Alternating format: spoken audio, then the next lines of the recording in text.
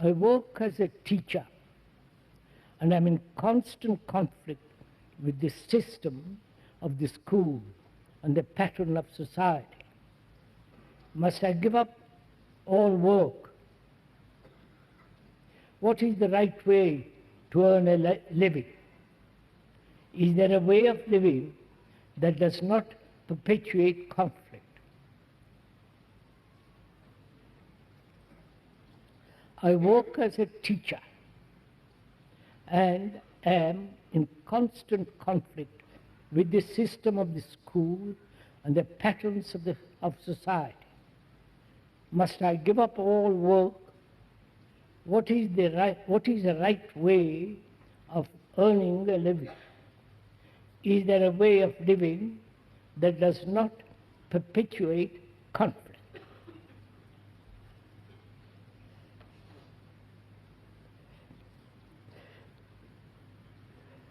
Rather complex question, and we'll go into it step by step, if we may. What is a teacher?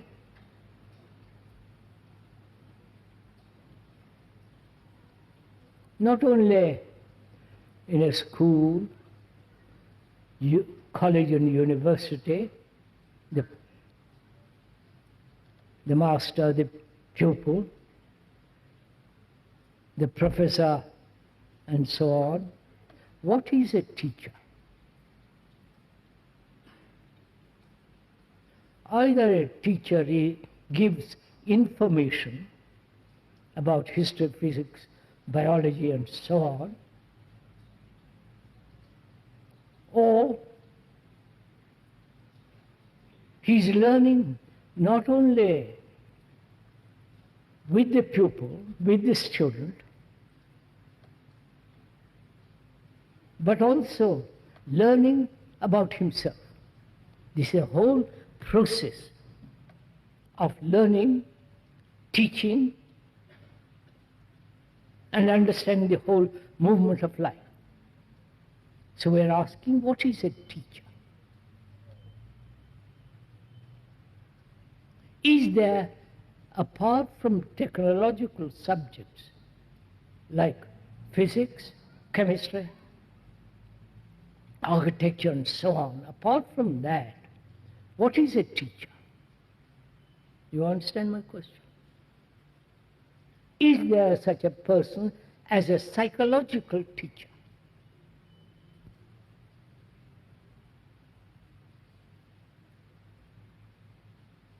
If I am a teacher, not of biology or physics, but psychologically inform you, then will you understand the teacher, or will my pointing out help you to understand yourself?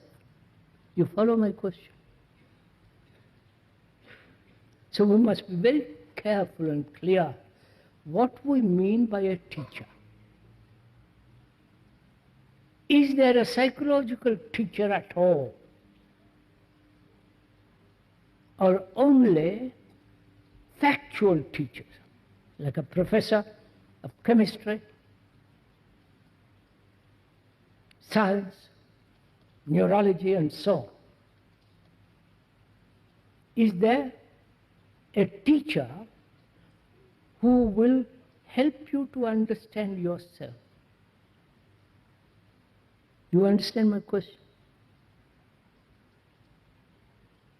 So, when the questioner says, I'm a teacher, I have to struggle not only with the established system of schools and education, but also my own life is a constant battle with myself.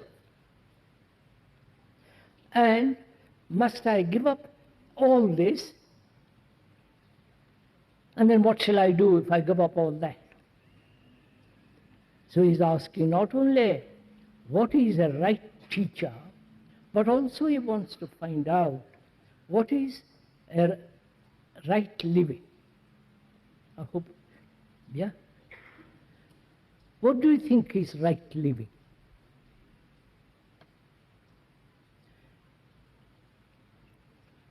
As society exists now, there is no right living, right? You have to earn a livelihood. You have to earn money, you have a family, you have children, you become responsible for them, and so you accept, if you have been through university and so on, you become an engineer, professor, electromagnetic teacher, and so on, so on, so on. As the society exists now, can one have a right living? You understand my question? Or to search out a right living becomes merely a utopia, a wish for something more. So I'm asking myself, and you are asking yourself, I hope, what is right living? What is one to do in a society which is corrupt, which has such contradictions in itself, in which there is so much injustice? All that is the society in which we live. And I am not only a teacher in a school or in a college and university, and I'm asking myself, what shall I do? You understand me? Are you asking this too, or are you just waiting for me, for the speaker to tell you? What is one to do in a society so deteriorating, degenerating, conflict, wars, violence and terror? What is one to do? What is the right livelihood? Or would you ask the question, is it possible to live in this society not only having a right livelihood, but also to live without conflict? That's what the question also asks. Is that possible? To earn a livelihood righteously and also end all conflict within oneself. Right? Now, are these two separate things? Earning a living rightly and not having conflict in oneself or with society. Are these two separate, watertight compartments? Are we moving together? Or they go together.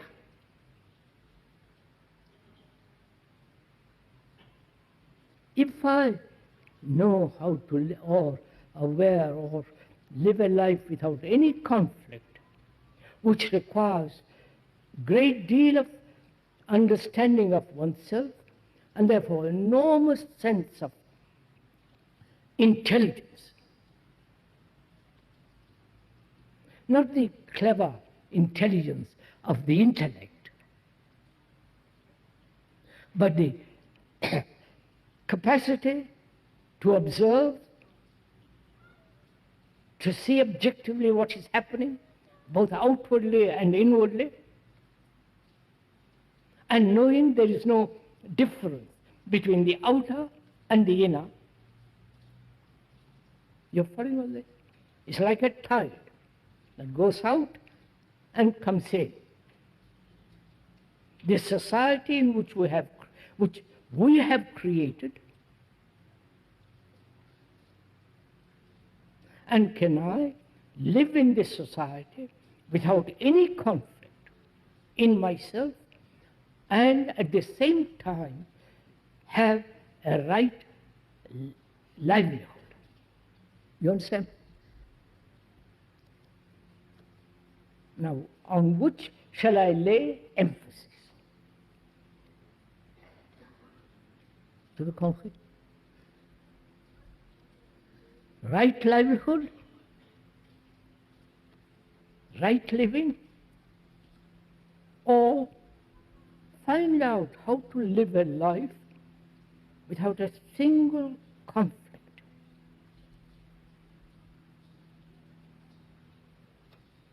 Now, what would you do when this question is put to you and you have to answer it? You following this? What will you do? Which comes first? The bread or the other? You understand what I'm... Please don't look so... Join me.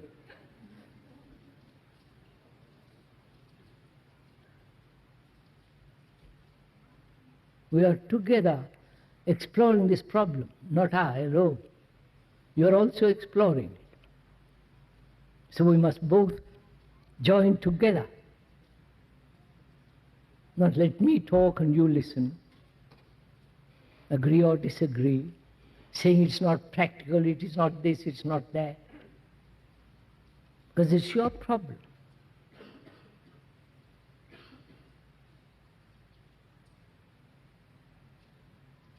So we're asking each other, is there a way of living which will naturally bring about a right livelihood and at the same time live a constant life without a single shadow of conflict? Is that possible? Is it possible for one to have a life without a single movement of struggle? Do you understand what?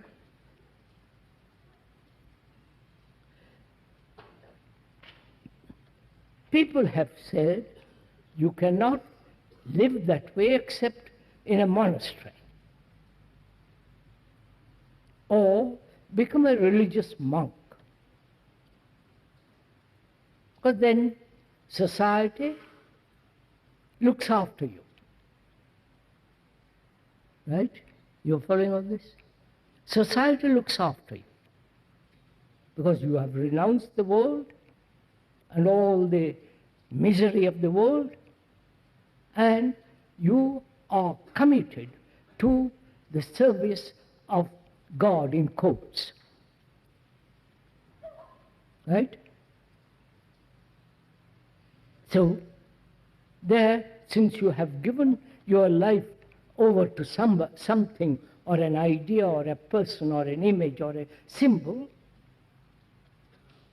because you are so deeply committed to that,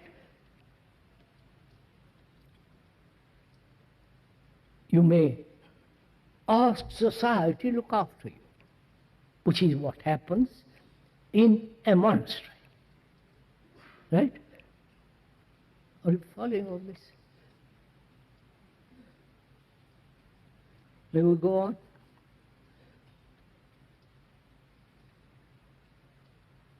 Now, nobody believes anymore in monasteries. Thank God. Nobody says, I will surrender myself to something. Right? If you do surrender yourself, it will be surrendering yourself to the image you have created about another, or the image which you have projected. You understand all this? No, come on. So, what shall we do? Can you live a life without a single shadow of conflict? I say it is possible only when you have understood the significance of living.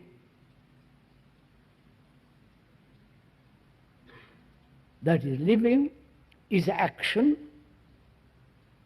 living is relationship, right? Relationship and action. That is life.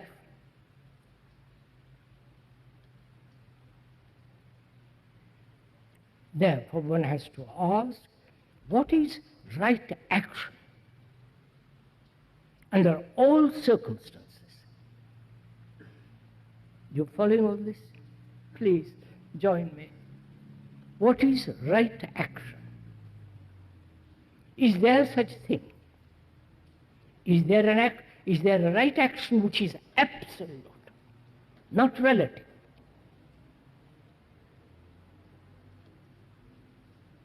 So one has to go into the question of what is action.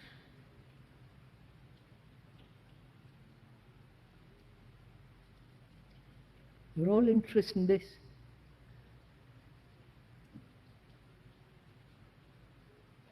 What is action? What do you mean by action?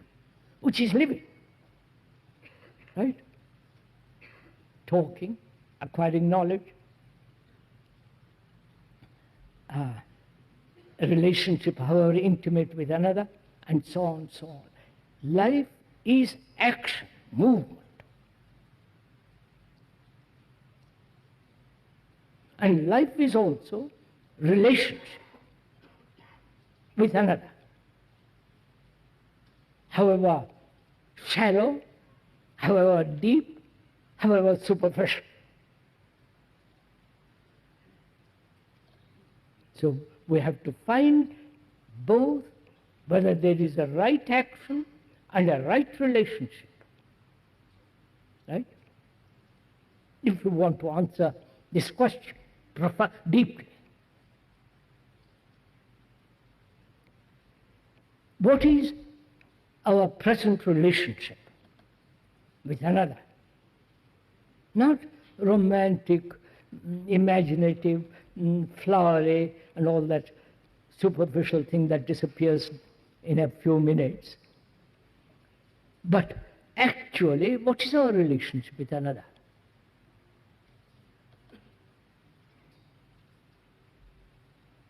What is your relationship with a particular person?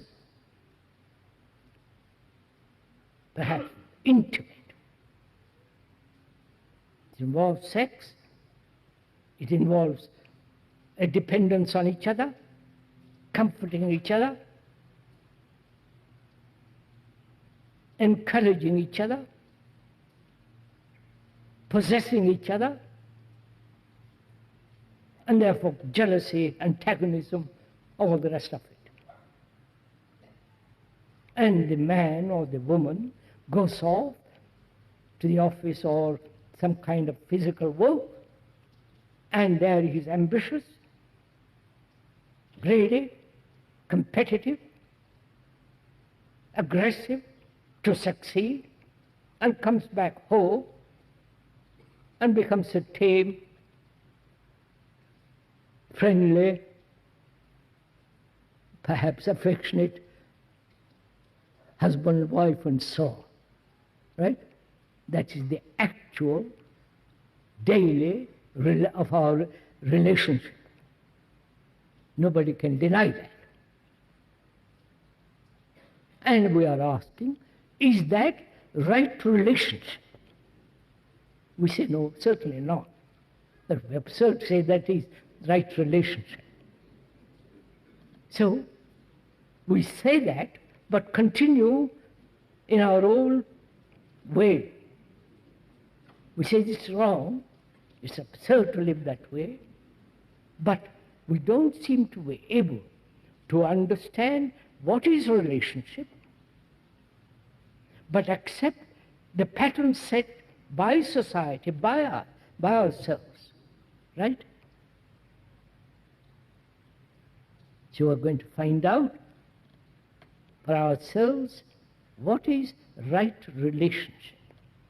Is there such thing? We may want it, we may wish it, may long for it. But longing, wishing doesn't bring it about. So what one has to do is to go into it, seriously find out.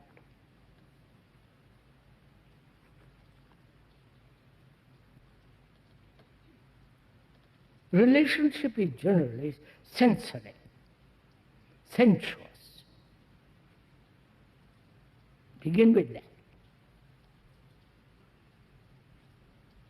Then, from sensuality, there is a companionship.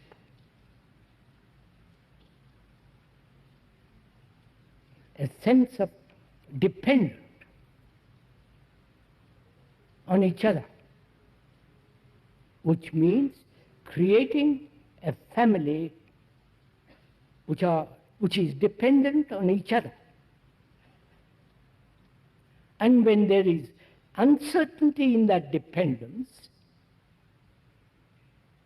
the pot boils over.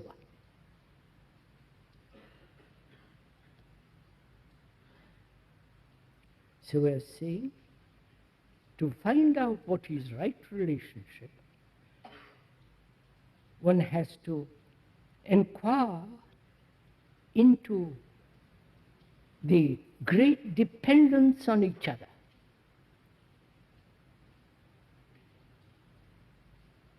Why do we depend on each other?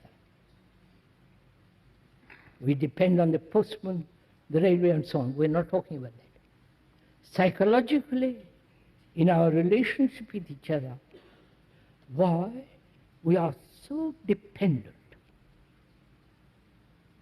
Is it that we are desperately lonely?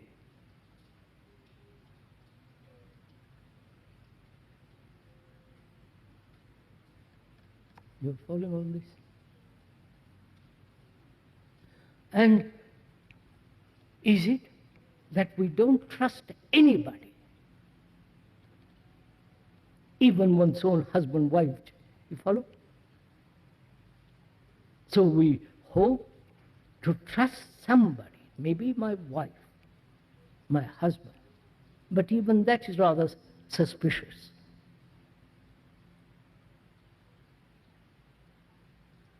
And also, dependence gives a sense of security,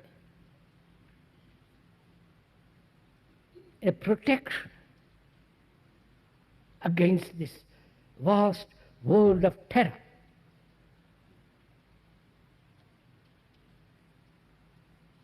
And also, we say, I love you.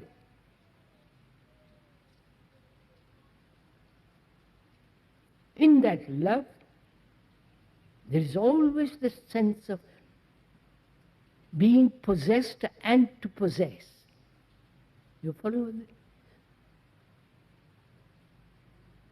And when there is that situation, then arises all the conflict.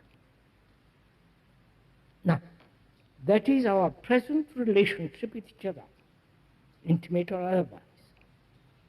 We create an image about each other and cling to that image. Then, are we on the right track?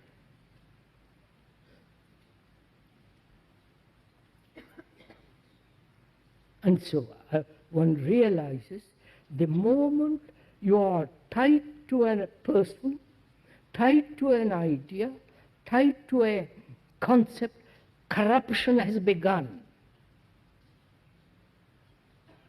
That is the thing to realize. And we don't want to realize that. You understand this? If I am tied to you, an audience, friends and so on, I'm then dependent on you to give me encouragement, to fulfill myself talking to you.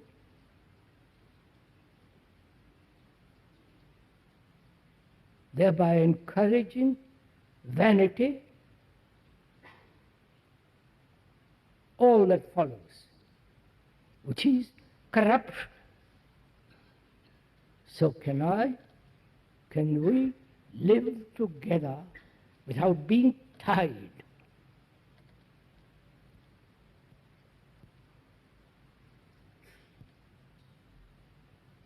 Without being dependent on each other, psychologically. So unless you find this out, you will always live in conflict, because life is relationship. Right? So can we objectively, without any motive, observe the consequences of attachment and let it go immediately? Attachment is not the opposite of detachment. You understand? Please give your mind to let your brain work.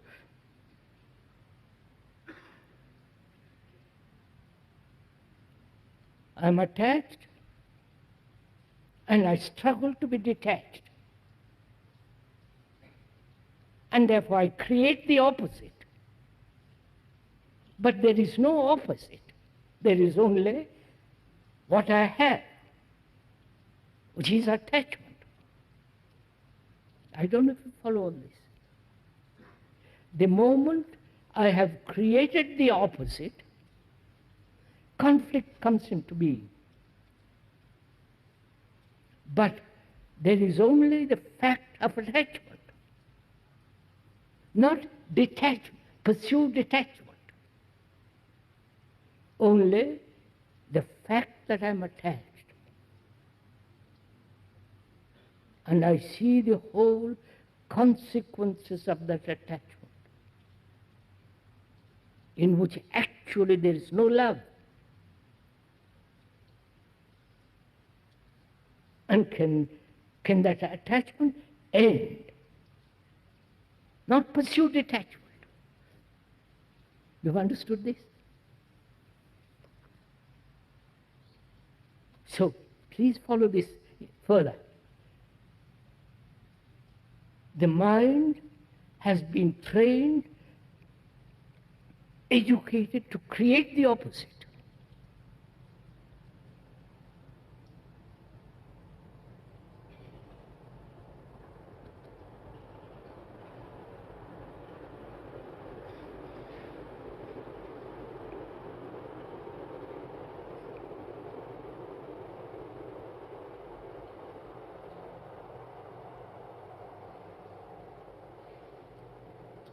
The brain has been conditioned, educated, trained to observe what is and to create its opposite.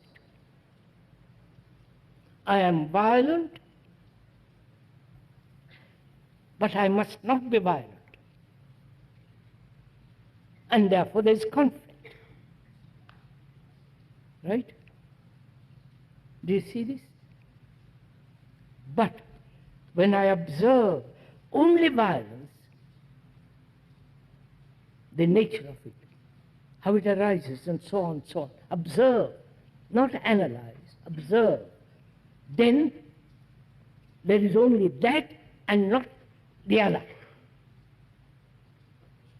Right? So you totally eliminate conflict of the opposite. I'm helping this. We are talking about living a life without conflict.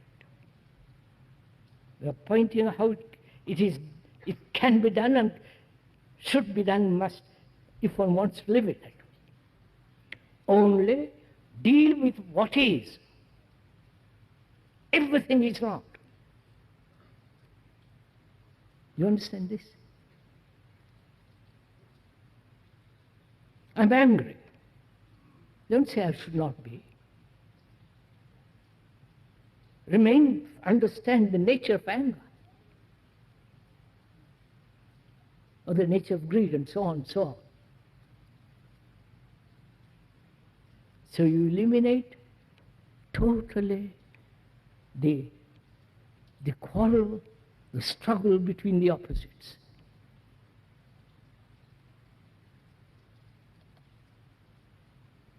And when one lives that way, and it is possible to live that way, so completely remain with what is, not try to suppress it, go beyond it, escape from it, then what is withers away. You experiment with it. You understand what I'm saying? Oh, no.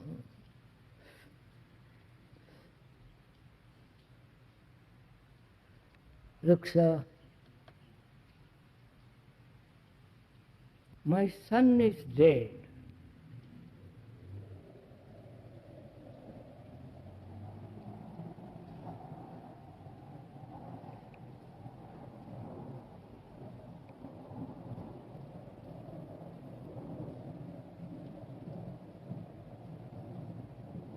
My son is dead. I am attached to that son.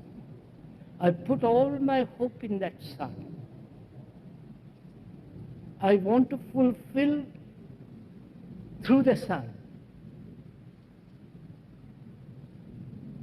And unfortunately, some accident takes place, he is gone.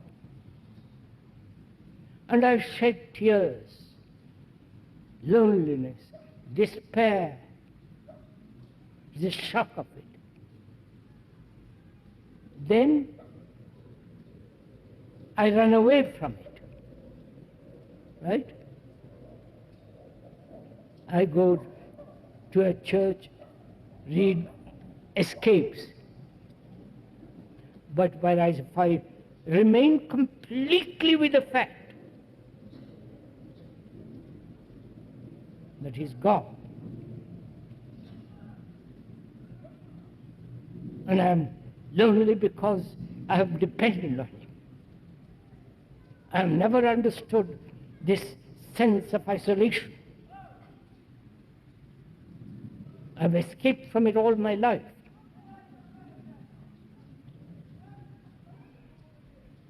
So when I remain with what is, then I can go into it fully, completely, and go beyond it. You understand? Please, sir, do it.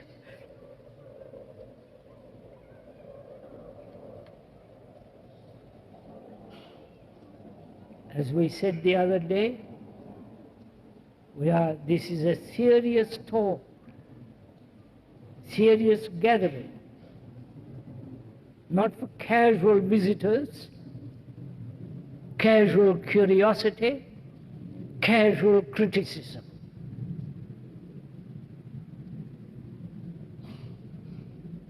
But one must criticize, one must doubt. Not what the speaker is saying, but begin to doubt all that you are clinging to. And then doubt what the speaker is. Don't begin to doubt what the speaker says. What he's saying is pointing out to yourself. So, when there is the freedom in relationship, which doesn't mean to do what you like. That's obviously what everybody is doing. If I don't like the present woman, I go off with another woman. And the agony of divorce and all that business. Whereas if I really understood the nature of relationship, which can only exist when there is no attachment, when there is no image about each other, then there's real communion with each other. And also, what is right action? Follow, that's what he says. Life is relationship and action. You can't escape from these two. What is right action? Which must be right under all circumstances. Whether in the Western culture or the Eastern culture, in the communist world, there it's more difficult because you daren't speak. You daren't act. You act according to the edicts of the dictator and his group. So there is no sense of freedom there. So we are asking, what is right action? To find that out, we must inquire into what is our action now, right? What is our action based on? Either on an ideal, right? On a principle, or on certain values. Or I do what I want to do. Please inquire into all this. Either it's a projected ideals, concepts, experiences, or values, or do what you please. The moment you want to do something, do it, which is the latest cry of the psychologists. Don't have inhibition. Do what you want.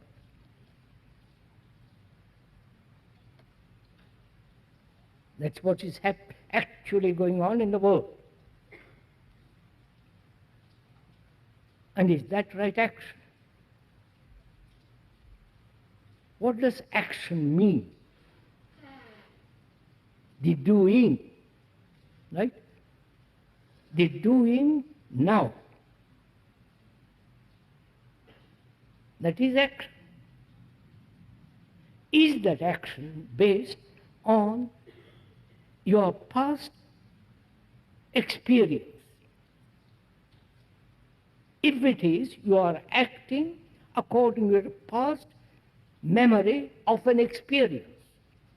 So the past is dictating your action in the present. Right? I wonder if you follow all this. Are you interested in all this?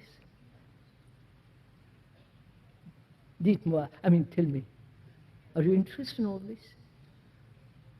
You really want to find out what is right action?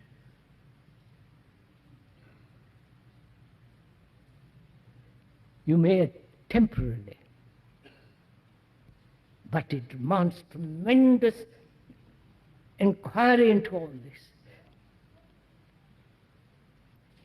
Not accept some authoritarian assertions.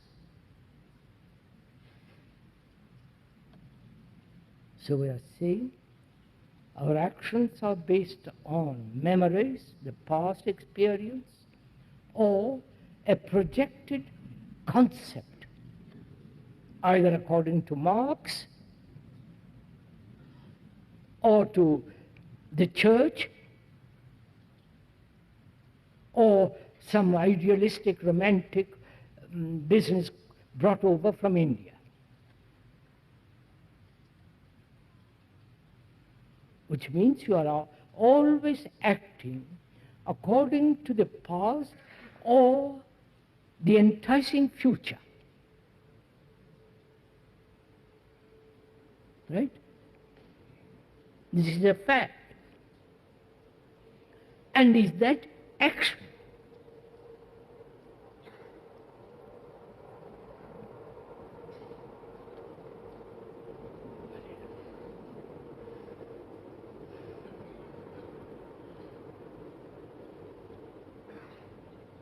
We have accepted that as action. That's our norm.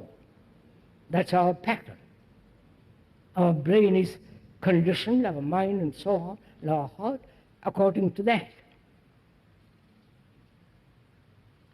We are questioning that. We are doubting that.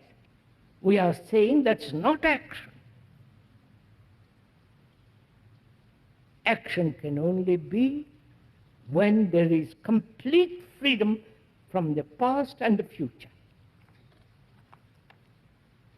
And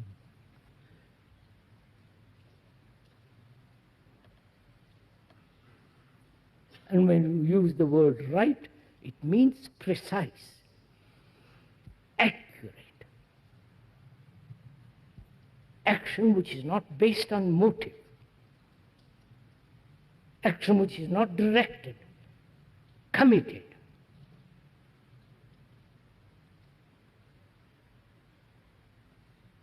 All the understanding of all this, what is right action, right relationship, the understanding of it brings about intelligence. You understand?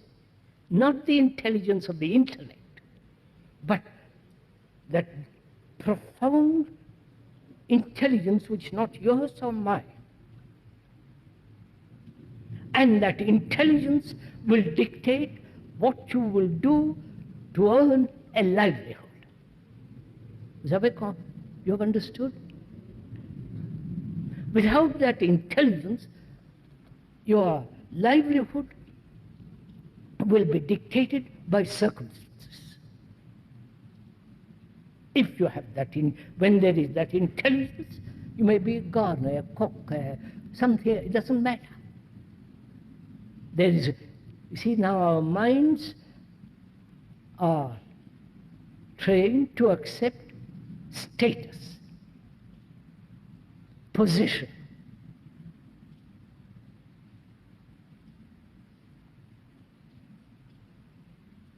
And when one denies, when one has understood all that, in the very understanding of all that is intelligence, which will help, which will show what is a right livelihood.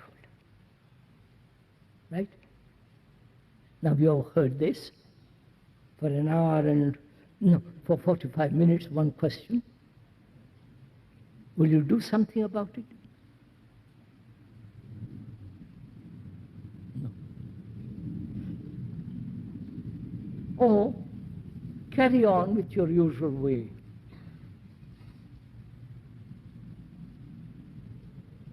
That's why it demands a great deal of inquiry.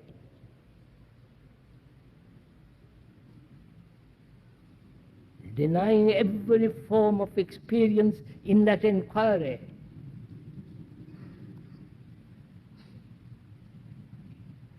So there is a way of living in which there is no conflict.